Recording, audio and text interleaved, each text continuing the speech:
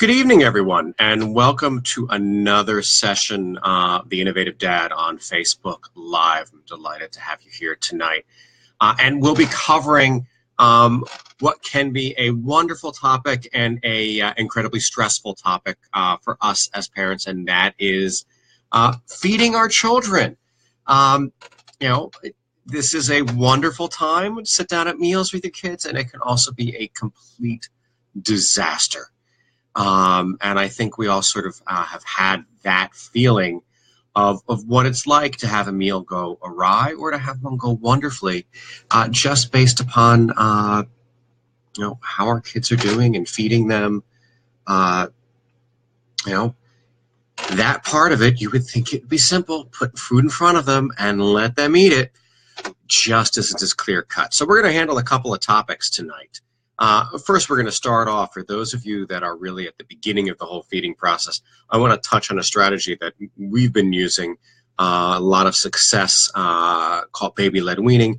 Then we'll get into sort of the, pardon the pun, the meat and potatoes of feeding our children. And then we'll wrap up for dessert talking about picky eating and dealing with that with our children, which is, as you'll discover, something that sort of comes with the territory. So to start off, a little bit about baby-led weaning.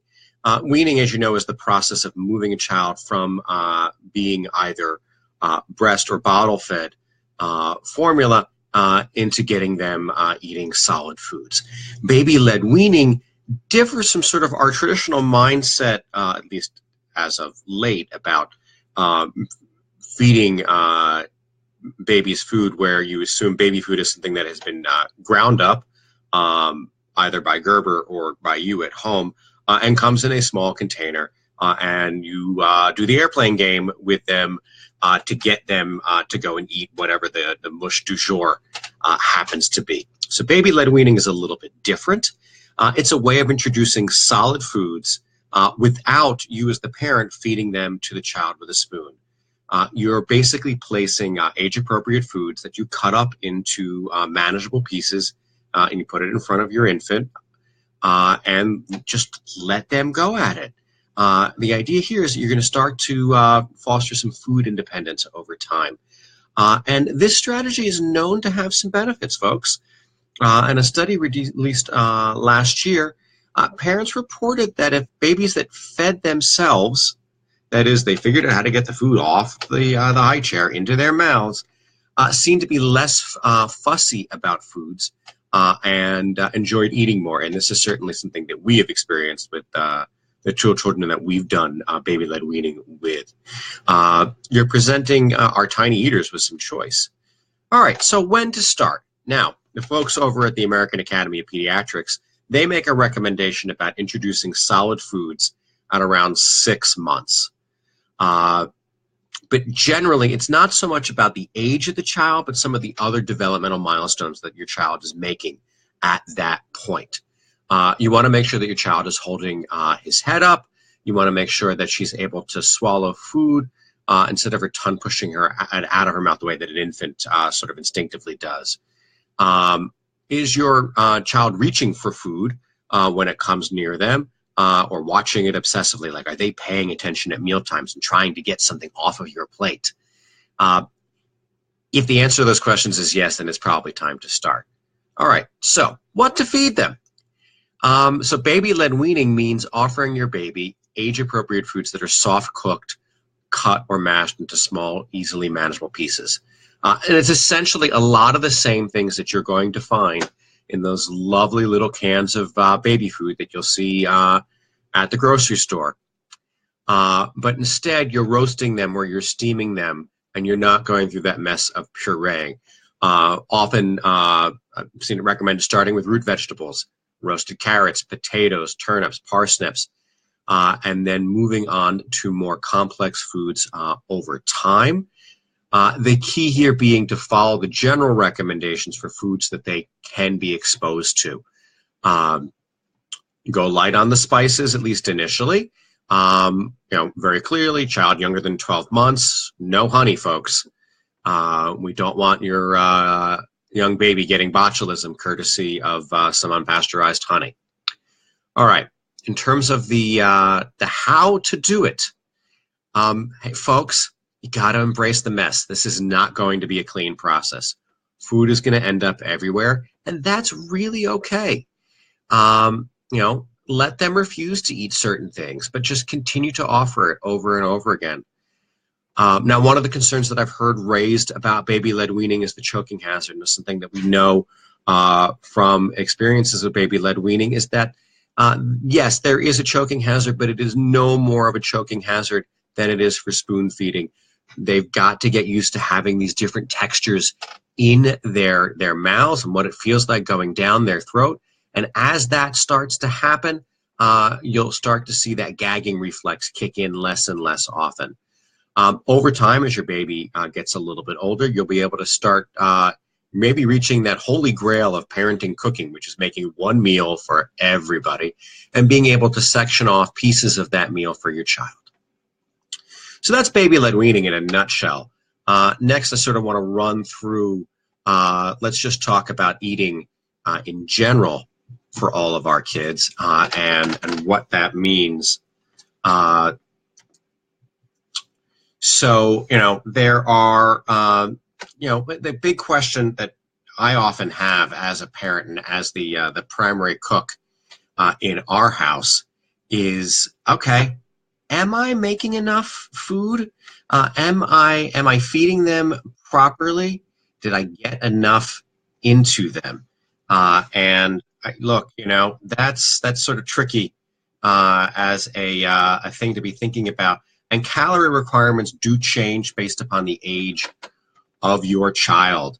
So that's, something you want to pay attention to. Ages 1 to 3, you're really dealing with finicky children who are not necessarily making the best decisions with food that's in front of them, but they're learning. We're just talking about this a minute ago. These are kids who are coming out of that, hopefully, maybe a baby-led weaning process, and really need to figure out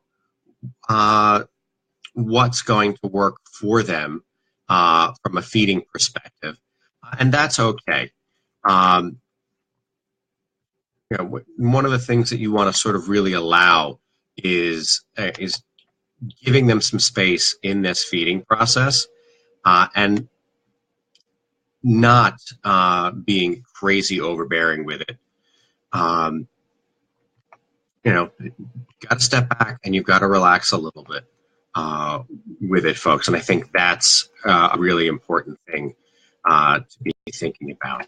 The challenge is, okay, great. So you're telling me 1,200 to 1,400 calories, Ari. Great.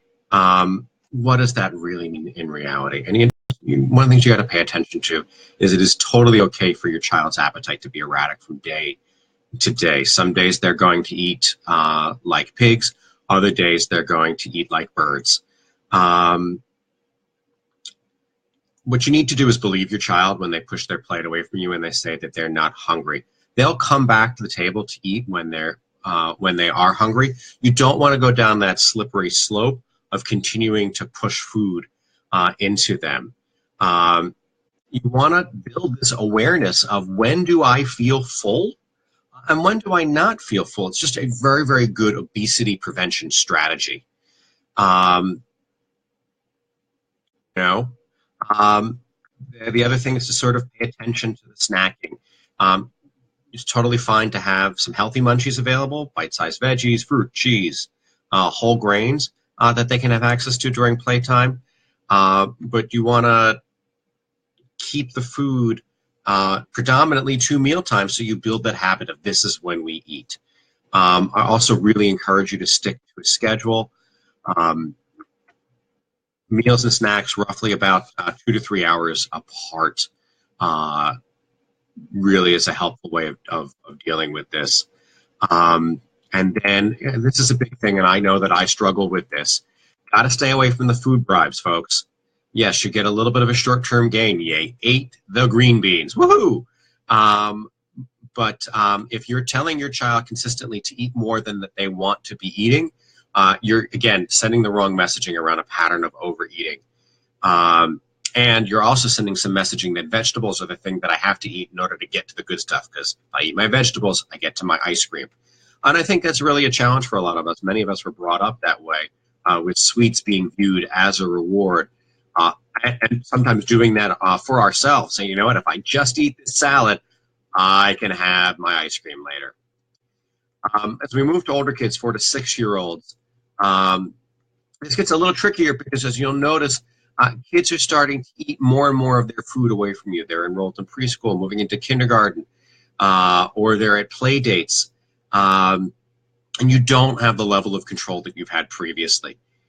Again, want to keep portions on the small size for snack. Start to increase the food that you're putting in front of them during mealtime. We're looking at a calorie intake of roughly 1,500 to 750. And again, I know those numbers are really tricky to think about. So some other things to think about in terms of feeding these kids.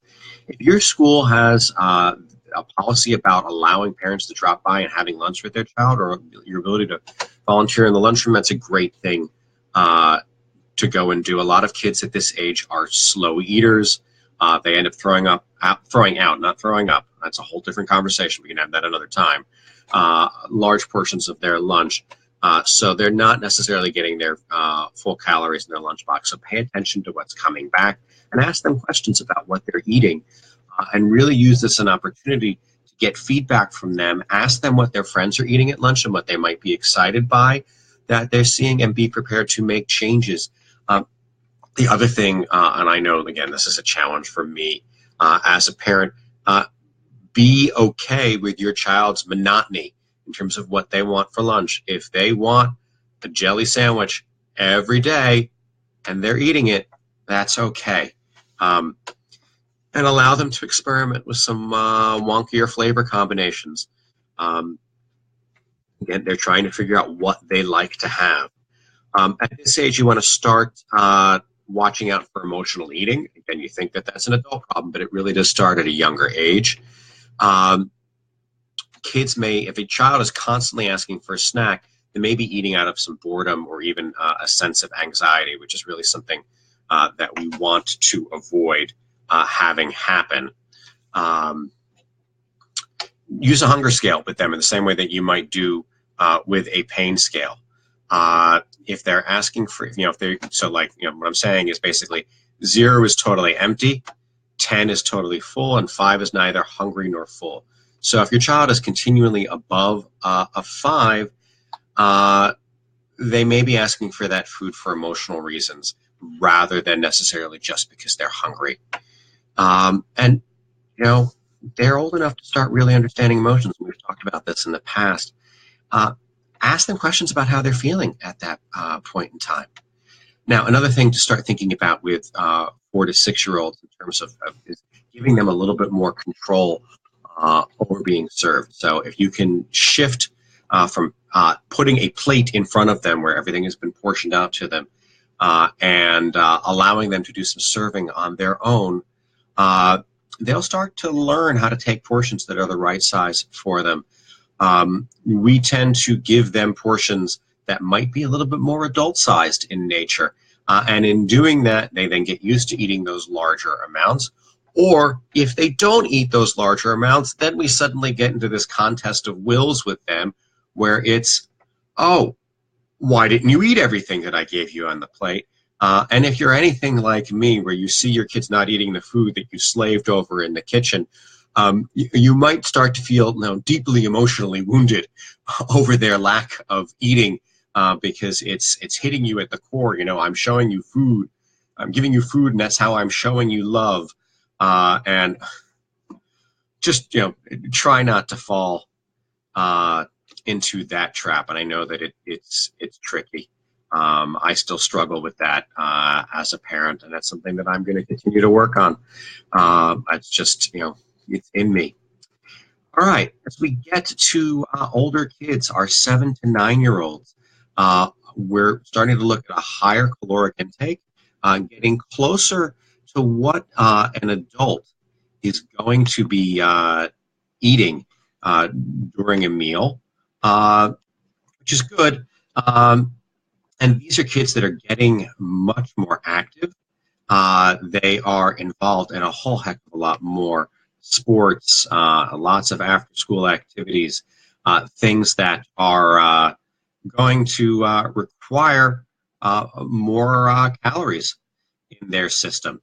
And they're going to be making a lot more food choices on their own, which again, I know is something that we might struggle with allowing them, but we've got to let it happen, folks. It's just really important to allow our kids as much choice in that eating process as possible. We want them to, to develop these healthy habits. And if we keep making the decisions for them, it's going to be much harder. So again, at this age, you're going to want to keep an eye on weight.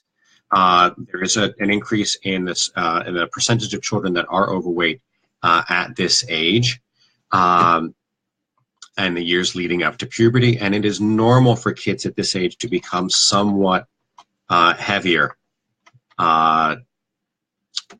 It's sort of in preparation for these growth spurts that they're going to be having.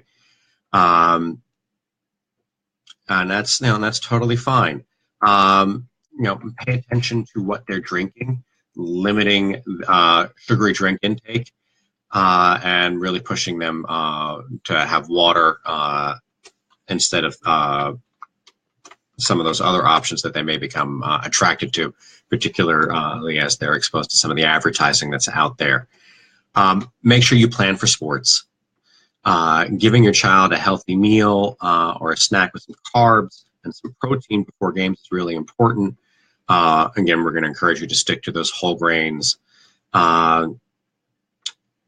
Stay away from those sports beverages. They're great for dealing with nausea. They might be needed if they're playing out on a really hot day for more than an hour, or they've got back-to-back soccer games going on. But otherwise, water really serves most of the purposes for hydration. A big thing here is, pay attention and ask questions about what your child likes to eat, and make sure that you get those foods out onto the table that they do like. I really encourage you at every age to be engaging your child in menu planning. Have them sit them down at the table one day for a family meeting and have them brainstorm lists of foods that they like and schedule them into the meal. Now, if their foods that they love are things that you're not as excited about, try and couple them with similar meals that are more adult friendly, so that you can give them a taste of what the adult food is that you're offering up to them. It's just a great way. So, if they just love their mac and cheese, but you're going to have pasta with some roast vegetables in it, those are things that could be served at the same time. And take a little taste. Certainly encourage them all the time to try things. I think that, to me, that's really a key part of the meal experience. I hope it goes without saying that in terms of engaging your kids at mealtime, in terms of conversation, have your questions and things that you want to talk to them about ready, and have your device away from the table, please. They just don't belong at a meal table. And if you want to encourage healthy eating habits with your child, you're going to need to make sure that they're not present. Now, it's time to dive into some of the challenges of feeding children is that pickiness that comes to. And we all have had experiences with our child being a picky eater and turning mealtime into a battle time. Again, some real quick tips in terms of how to deal with these situations. One, you got to respect your child's appetite or lack thereof, as I mentioned earlier. If they're not hungry, don't push them and don't bribe them about eating foods or clearing their plates. You're going to create a power struggle, and you may start to create a place where mealtime is being associated with anxiety and frustration. which can then breed a host of eating issues later on in life. If you get smaller portions in front of them, you're going to have a higher likelihood of them engaging with it and giving them the opportunity then to ask for more food. Next, create a routine and stick to it. Meals and snacks should be served roughly at around the same time on a day-to-day basis. If your child chooses not to eat at a meal, snack time will provide them with some of the nutrition. Don't allow your child to fill up on juice or milk in the middle of the day because that is going to reduce their appetite for meals. So keep those snacks healthy when you're doing them, keeping them limited to fruits and whole grains and in smaller portion sizes than you're going to be giving out at a meal. Key here, be patient with new foods. One of the things that we know from some research is that kids are much, much more hypersensitive to the tastes that they're being exposed to. They have that super taster phenomenon going on in them. So it may set them off and may make them a little bit more sensitive to than you might actually think they're going to be. And you're going to need to expose them to it multiple times to really get them potentially even before they're willing to take that first bite, which is totally okay, folks. It really is.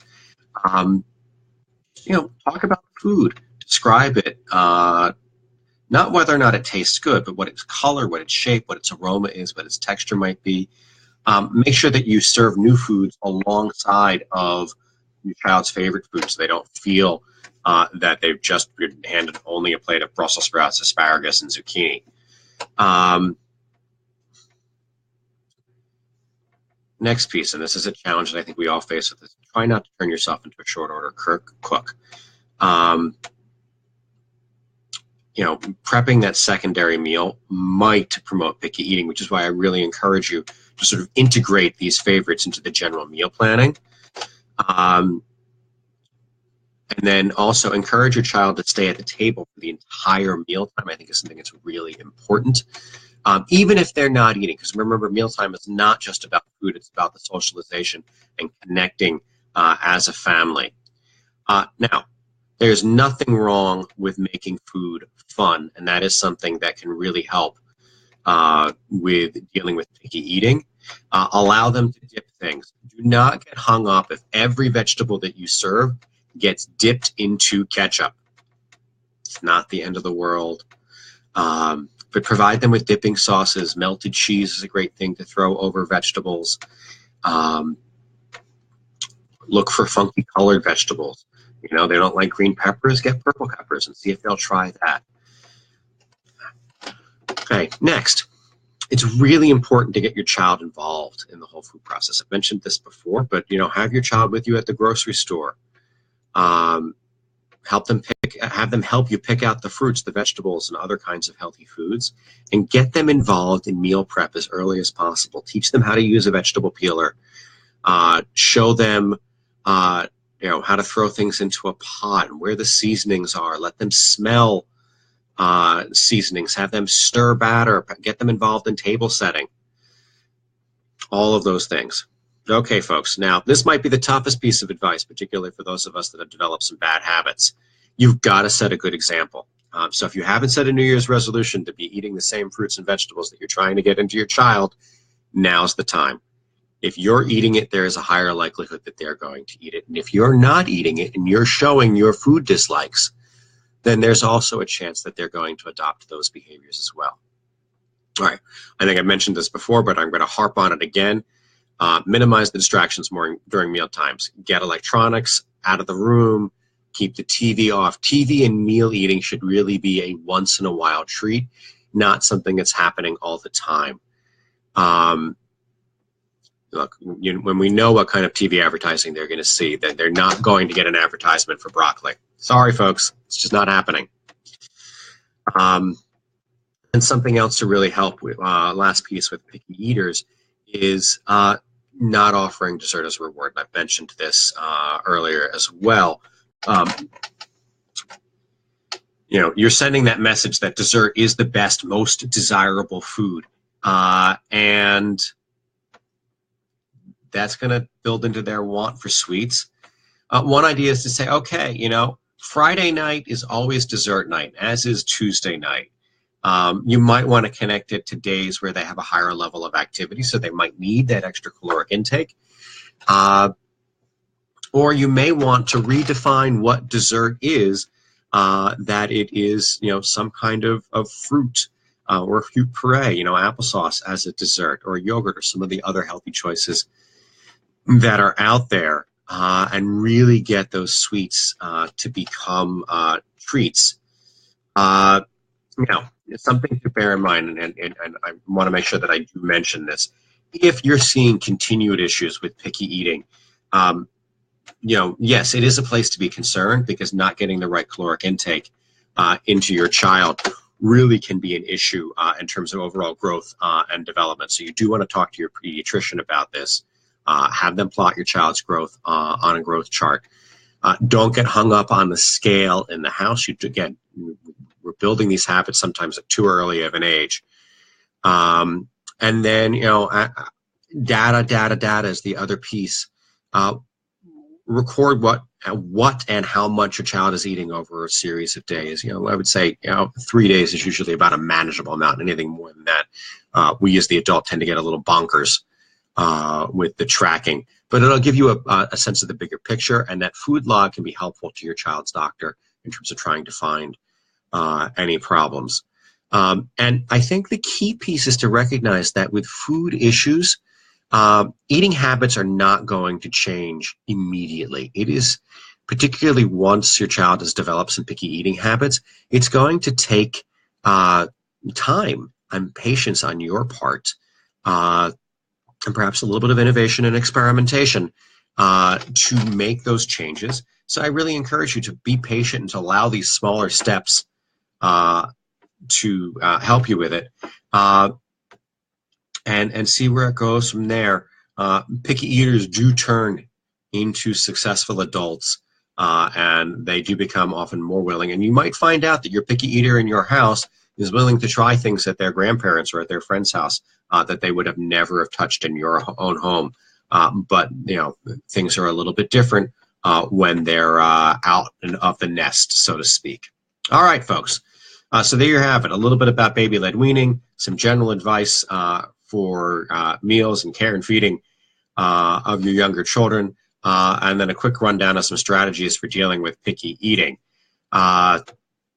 If you've got suggestions or for topics you'd like me to cover in a future Facebook Live event here at The Innovative Dad, please drop me a line either on the Facebook page or send me an email at psych@ariyares.com. That's ARIYARES.com. And certainly I encourage you to check out the website and blog posts that are up there. Are some great resources for you as you're dealing with the different parenting challenges that are out there. And those blog posts can be found again at www.ariyares.com. Look forward to chatting about parenting with you in the future. Be well and happy parenting.